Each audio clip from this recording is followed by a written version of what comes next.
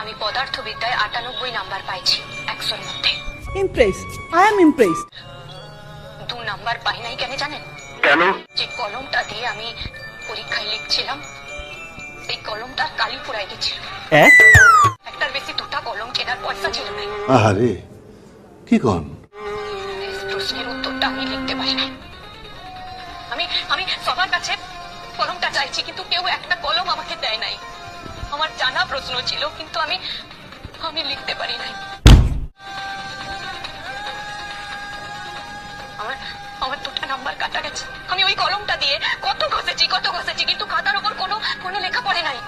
কোনো লেখা পড়ে নাই। আমি শেষ প্রশ্নের উত্তরটা দিতে পারি নাই। আমি তার জন্য 98 পাইছি। আমার ভুল হয়েছে, ক্ষমা করে দেন।